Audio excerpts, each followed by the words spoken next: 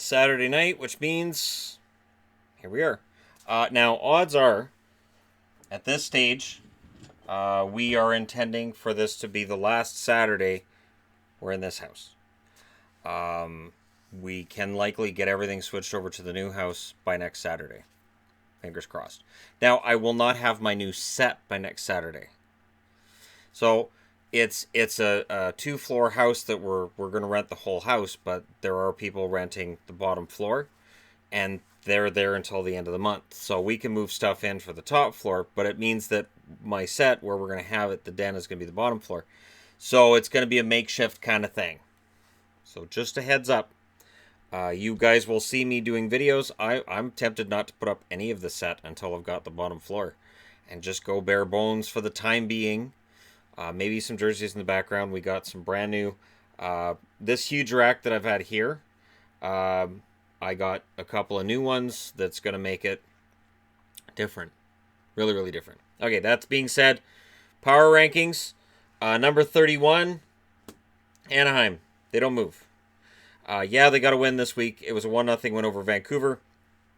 They followed it up by losing.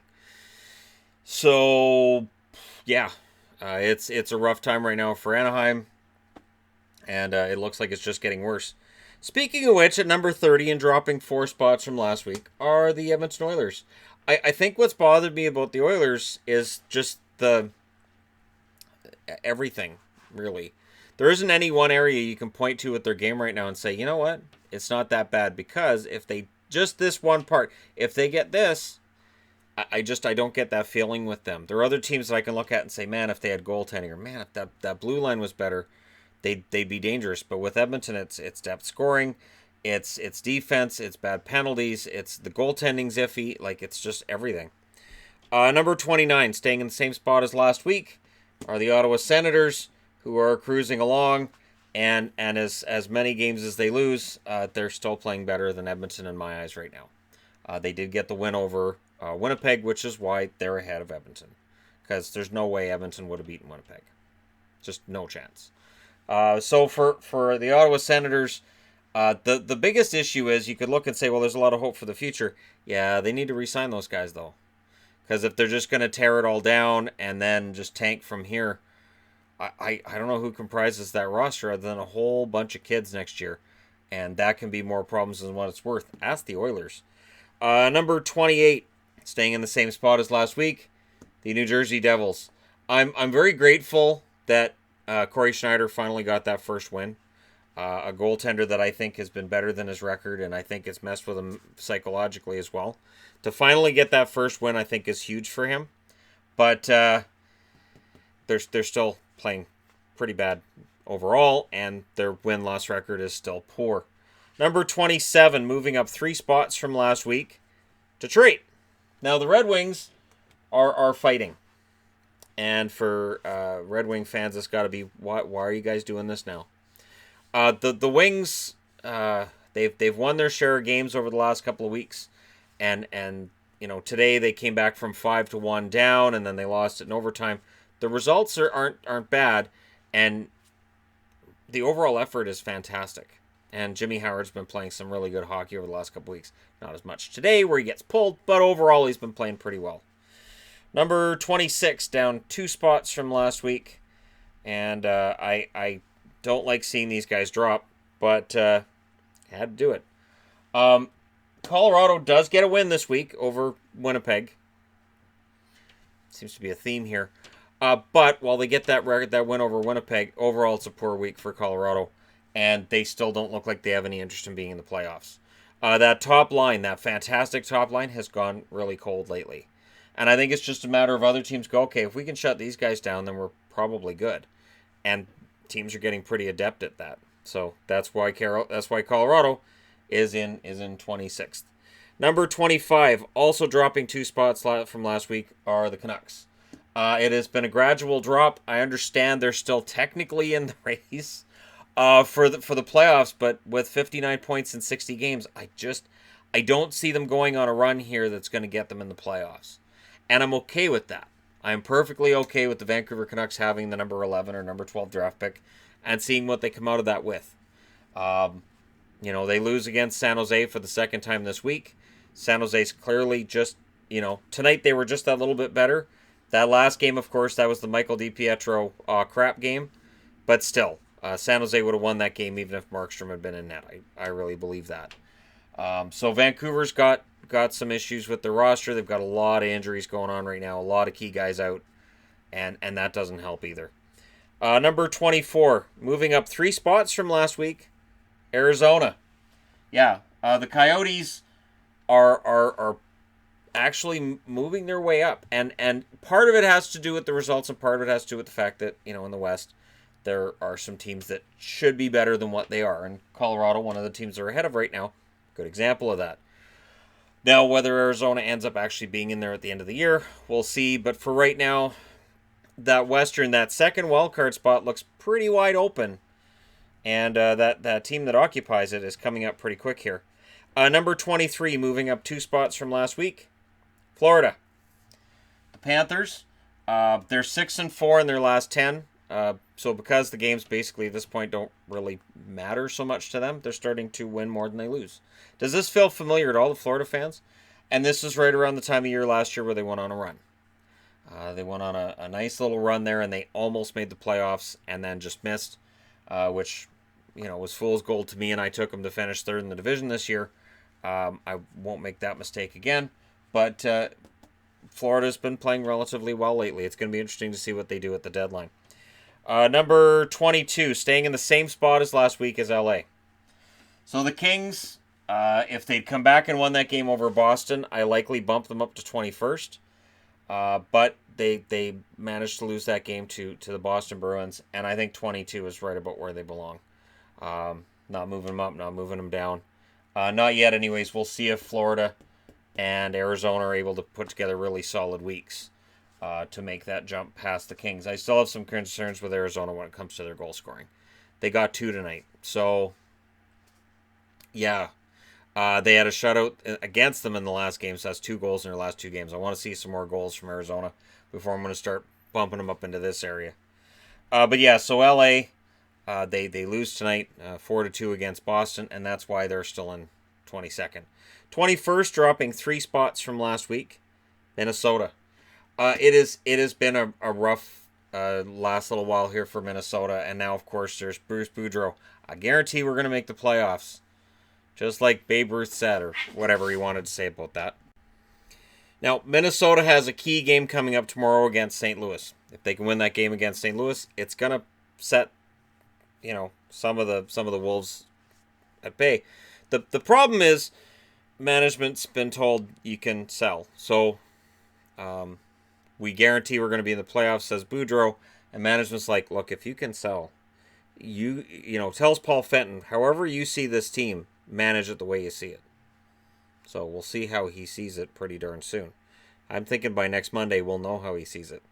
Number 20, down 4 spots from last week, is Dallas. I am always upset when Dallas goes on the road. And I know it's kind of become its own meme at this stage. But yeah, when Dallas is on the road, I am usually upset. And there's a reason for it, because they're usually losing these games on the road. I think they're 11-16-3 now on the road or something silly. Tonight's game against Carolina is just another example. That's back-to-back shutouts against them on the road between Tampa and Carolina. And that's unacceptable this time of year. Dallas looks like they want to back out of the playoffs again. So while Minnesota looks like they want to back out, so does Dallas. And I think Dallas wants to back out more than Minnesota. So we'll get into that Turtle Derby tomorrow and how that's looking. Although it's better than what it was. While it's still not great, it's better than what it was. Number 19, moving up 2 spots from last week, Buffalo. So Buffalo moves up because of Dallas and Minnesota. Really, honestly. And they had a decent week. It's just, it didn't end particularly well for them. So for Buffalo, I'm still very guarded in how I feel about the Buffalo Sabres. That loss to the Islanders, not great. That's got me thinking, in between that and the fact that Carolina and Pittsburgh are ahead of them. I don't know that they can overcome that and make the playoffs this year. I think they're ahead of schedule. I think that because of that huge winning streak at the start of the year, because of how well they were playing at the start of the year, it gave people an overinflated sense of what the team is now, and it left them with the level of play that they can't possibly achieve over an 82-game schedule. But they're still in the race. They're still in the hunt. Number 18, moving up one spot from last week, is the Rangers because they beat Buffalo. If Buffalo wins that game, Buffalo's in 18th. The Rangers are in 19th. The Rangers are winning some games. They're just hanging around. They're not playing overly bad. They're not playing overly great either. Georgiev now has 3 wins in his last 3 starts. He's becoming kind of a little mini story for himself as well. Playing very, very well. And for the Rangers, it's been an interesting season. I don't know any other way to put it other than it's been an interesting season. And I'll be very, very curious about who they keep and who they get rid of. Because I don't get the feeling with the Rangers they're that far off from being a pretty good and probably a playoff team. It's just a couple of players here and a little bit here and there. I don't think they're that far off, but we'll see what they do. Number 17, moving up 3 spots from last week, is Chicago. If they'd won tonight, they would have moved up probably into 16th or 15th, depending on what other teams ahead of them did. But Chicago is still slowly moving up for me. They had a good week. The loss to Columbus, not going to make them feel very good, but they had a good week overall. There's a lot there to build on. Now, I'm nervous about Crawford coming back on 2 levels. One, I honestly, if I was in charge in Chicago, I would shut him down. I'd say, look, Corey, you've had 2 massive concussions that have taken you out of the game for a very long time. I get that you feel good, but we're going to have to do a Daniel Bryan on this. If you guys don't get the reference, I apologize. It's a wrestling reference, just, and I understood that at the time too. Because I have some real concern that we're going to witness another hit against Crawford that looks innocuous, and it ends him, ends his career, and potentially ends with him, not having the mental capacity anymore. Like I'm very concerned at this stage. But also his stats weren't as strong as what we've seen from Delia, and Delia would probably be the 3rd guy out, unless Ward's going to be the 3rd guy out. But Colleton's also talking about carrying 3 goaltenders, so I just think it would cause a lot of potential turmoil for a team that's been pretty hot lately. Number 16, dropping 6 spots from last week, Vegas. Now, there are a couple of Vegas groups that I've belonged to on Facebook. It's not as bad as some of those fans feel that it is. But yeah, this is kind of what happens. You go through these slumps. They've gone through a slump over the last about a month, and they did lose 5 in a row at home. They won tonight. It was a nice win. It was a good victory. I'm not going to bump them right back up to 10th where they were last week, and I'm not going to bump them back up above some other teams because I want to see it over a longer period. For me, they just haven't been Vegas. It's been different this year than what it was last year. Number 15, down 2 spots from last week, are the Penguins, who currently reside outside the playoffs. Yes, Penguins fans are going to say this, and I'll say this. Yes, if they were in the West, they would be in the playoffs. Fine. But they're not, and they're not. Pittsburgh is in some trouble right now because Carolina looks pretty solid. Their goaltending's fantastic. Their blue line is great. Carolina's blue line is still underrated. And they're getting some timely scoring from different parts of the lineup. Whereas Pittsburgh feels kind of top-heavy, and the goaltending's inconsistent. The defense is inconsistent. There's a lot to worry about with Pittsburgh. They don't quite look like what we normally would see with the Penguins. There's still 20-plus games left. Absolutely, they can get it in gear, but for right now, I have them in 15th. Number 14, moving up 1 spot from last week, is the Capitals. They went in and they did a good job spanking San Jose. That was fantastic. They needed that. Washington had been kind of lagging over the last couple of months. Now, they've got a good record in February. I've been slowly moving them up. The win over San Jose was nice. I'm going to take a close look at what they do tomorrow. Tomorrow they are in Anaheim. That's a trap game. I would put, I've got the board back here. I would put an Akbar magnet on that as well if I hadn't already packed them. So the Capitals, I'll be interested to see what they do against Anaheim tomorrow. And honestly, I put some weight in that because of the fact that it's a game where Washington might have a letdown because they've kind of had those letdown games. Number 13, dropping 4 spots from last week, Nashville.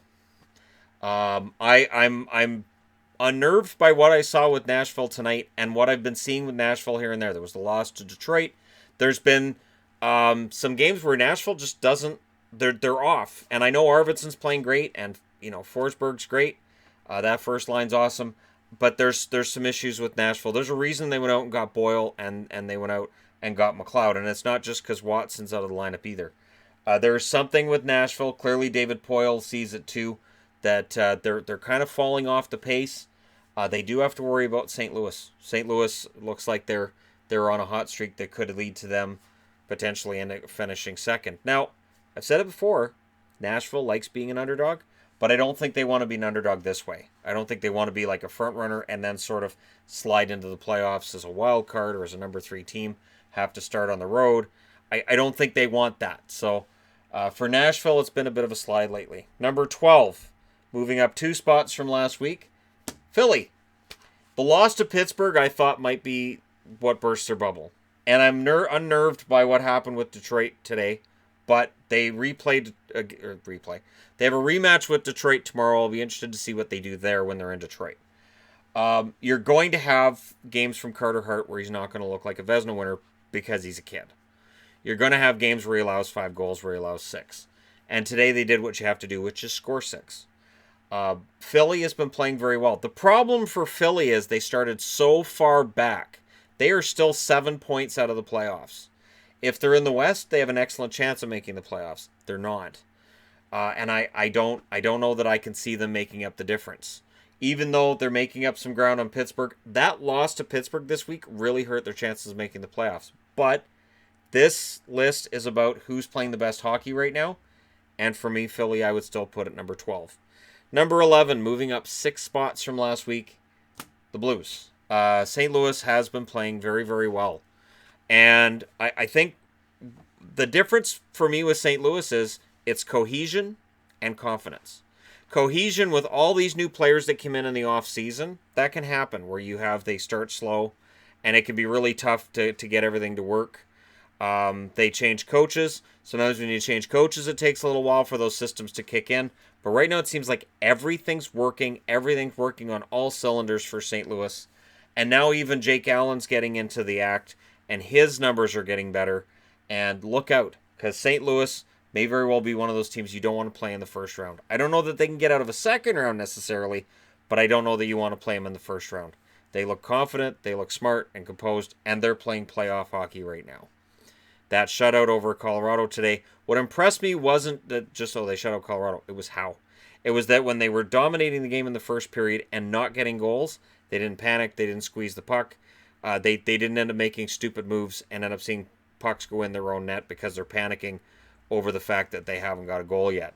Very, very solid game for them. Very solid year for them so far. Number 10, moving back up 2 spots.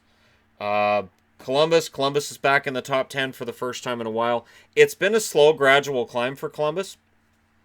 And again, that's kind of how I do my power rankings now. So power rankings, there are nights where, let's say Dallas plays Buffalo and Buffalo wins 4-3. I could look at the power rankings and go, no, I'll leave them. And I don't move anybody. And that never used to happen. It used to be Buffalo wins, they move up. Dallas loses, they move down. I'm not doing that anymore. So I do these differently than the way I used to do them. And for me, Columbus is playing some pretty solid hockey right now. Going in and beating Chicago in Chicago right now is impressive because of the way Chicago's been playing. Patty Kane still gets 2 points tonight, but they get the win. So that's impressive and worthy of a bump into the top 10. Number 9, dropping 2 spots from last week. I'm not panicking with Winnipeg, but I'm concerned.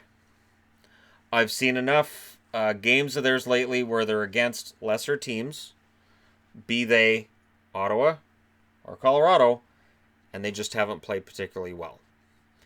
They're first. I get it. They're first. They're ahead of Nashville. They're still miles ahead of St. Louis, Dallas, Minnesota. They're still one of the top teams in the West. Absolutely, I get it. But I still have some tremendous concern with the way that Winnipeg's playing right now.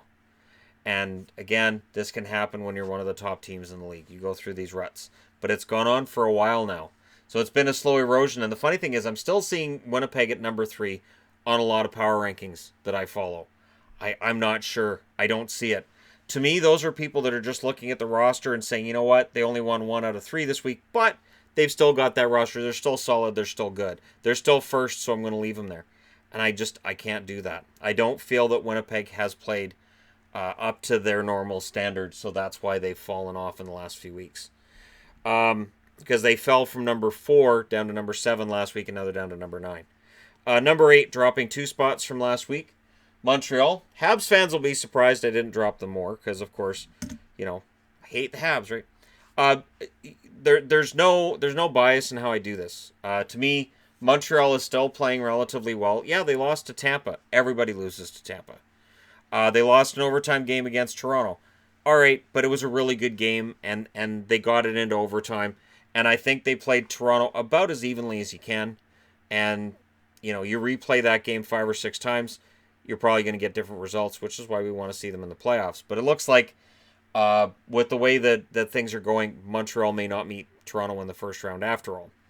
That's because moving up 4 spots from last week are the Boston Bruins, who are on a nice little winning streak of their own. And they're going through California. They've won 2 games in California now, and I know those teams are near or at the bottom of the board. But I was impressed with how Boston won that game against Anaheim. I was impressed with the fact that, unlike Boston a couple weeks ago where they would have just blown that game against the Kings, they scored 2 goals in the last couple of minutes of that game, and they won it. So Boston is figuring things out. They are getting better at it. And for me, the winning streak they're on, they move up. So they're up to number 7. Number 6, moving up 2 spots from last week. Carolina. Again, speaking of power rankings I'm starting to see power rankings where Carolina's moving up on other websites. To me, they seem they're behind because Carolina's been playing fantastic hockey for a while now. Since start of January. And you could argue since late December. Carolina's one of the best teams in the league. The problem they have is that they started so far back of a playoff spot that it takes a run that's this long for them to get in. And then the question becomes, when have they peaked and what happens on the other end of this hot streak? At the end of the year, do I have Carolina down in 20th and we're talking about how, yeah, they had that great run, but they ran out of gas and then they fell back down here? I don't think so, but again, prognosticating and trying to figure out what's going to happen the rest of the season is spotty at best. At some point, though, I'm going to do a video where I call who I think is going to make it. And I did that last year and people got upset, so why not do it again? Number 5, staying in the same spot where they were last week, Toronto. The loss to Arizona was concerning. If not for the loss to Arizona, the win over Vegas would have been great. To me, one kind of cancels the other one out, and I kind of leave them in the same spot. They've got an excellent road record. It's been a long road trip. You can kind of use that as the reasoning behind the loss for Toronto today. But, Toronto, we'll see where they end up at the end of the year and how things turn out. If it's Toronto and Boston again in the first round, I took Toronto to win that last year. I don't know that I could, in good faith, do it again this year. I think I would favor Boston in that matchup if Boston had home ice. If Toronto has home ice, I would take Toronto. Whoever has that 7th game, I think would probably win that series. But Toronto's still playing well. They've got a lot of guys who are putting up a lot of points. And Mitch Marner is going to get paid. Okay. I just had to go in and edit the review video and put in ad breaks and all that. I do make a video while I'm uploading a video because that saves time. Because it takes a long time to upload them. It takes a long time for them to process too. So I will do the preview video for tomorrow while this one's uploading. Toronto, though, is 5th. Let's get to 4th. Dropping 1 spot from last week is Calgary. Do not believe that the sky is falling with the Flames. The media will tell you the sky is falling. Their goaltending's not good enough. They need help. They're looking for scorers. And I'm thinking, I don't know that they are. For instance, tonight, did Gaudreau get a goal? Monahan, Lindholm? But today they scored a bunch. So, no. I think Calgary's okay. I think they're going to be relatively quiet through the deadline. And that was funny, too. James Neal's injured, and on Hockey Night in Canada, they're like, well, we'll see if that changes what Calgary does at the deadline.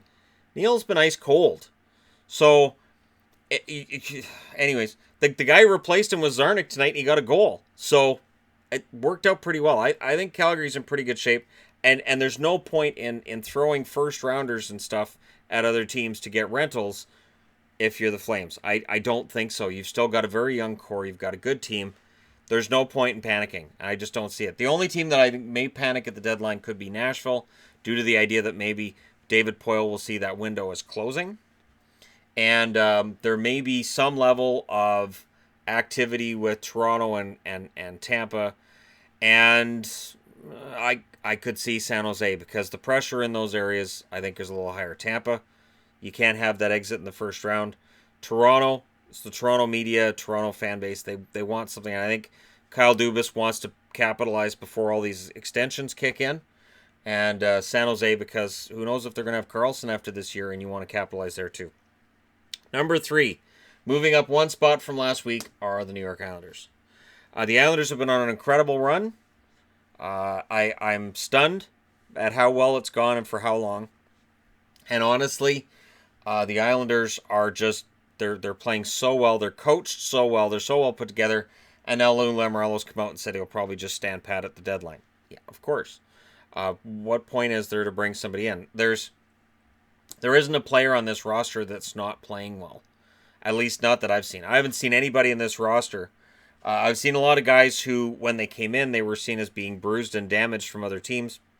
Whether it's Valtteri Filppula, Leo Komarov, Matt Martin, whichever guy who's been brought in, they were all seen as, well, those are just misfits. What are you bringing them in for? That's not going to work. And it has. So, yeah, there's no reason to change anything. Numbers 2 and 1. Is there any real doubt in this? San Jose and Tampa. The Sharks got that loss against the Capitals this week, and that hurt them. But at the same time, I look at how they've been playing overall. And that loss at home against Washington, to me, that's kind of a one-off. I would want to see another loss before I drop them down. Tampa, they're just the best team in the league. It's insane watching Tampa play every night. One thing about having the center ice package and being able to watch every game is just Tampa is so much better than some of the teams they play. Like, some games are relatively close, but this week, look at the scores. They're generally not that close. And they just pull away. Kucherov, the funny thing is, I've been reading all week about how Kucherov is going to lead the league in points, but he's not going to be the MVP because the whole system's unfair. Here's the problem. If all the writers see that Kucherov's the MVP, and they're the ones voting on the MVP, he's going to win the Hart. That's just how it's going to work. So I just thought it was funny that I saw on different websites I was looking at, like, Kucherov, best player, not going to win the Hart because he plays on Tampa. Okay, but if all you guys agree he's the MVP, he wins the Hart. So there you go. And I'm going to go ahead, and I'm going to do a change up here. And what I should do... Oh, stop. No, I can do this. No. I can. Yeah, I can. Yeah, I'll put that one there.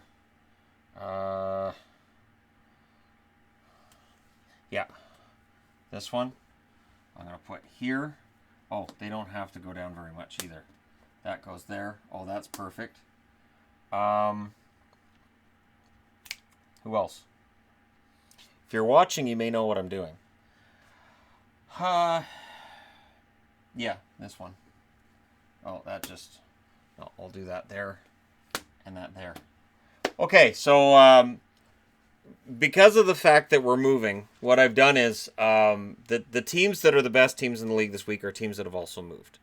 So the Minnesota North Stars, the Winnipeg Jets, the Atlanta Thrashers, the Kansas City Scouts, Colorado Rockies as well, Atlanta Flames, Hartford Whalers, Quebec Nordiques. Montreal never moved, but their original 6, they've had the same jersey the whole time, so that's basically the same thing. Toronto changes their jersey regularly. That's basically the same thing as well. The Minnesota Wild are transplants. That's why they're down here. Buffalo's had too many logos for me to have them higher up. because they went the original, then they went with the goat head, then they went to the Buffa Slug, and then they went back to the original. And I'm not falling for that because there's silver in it, and there didn't used to be. The Oilers almost moved. That's why they're down here, and they're no longer the Mighty Ducks, so that's why they're in last. Because that movie had another anniversary, and then they bring like Mighty Duck players out there, and they didn't let them play in the game, which I thought was kind of mean. So why invite them if you're not going to let them play? It's not like their record could get much worse. So there you go. There's the power rankings for this week. THG Moves edition. And next week you can tune in and see post move how that changes the power rankings. Thank you guys so much for watching. Don't forget to hit like and subscribe. If you're browsing your way through, you just tap it upon this video. And hey, thank you guys so much for all your support. Getting the channel past 75,000 subscribers. It's insane. And I thank you, each and every one of you that watch my videos. Upvote, downvote, doesn't matter. Watching the videos, all of it's important. Thank you guys so much. I'll talk to you again soon.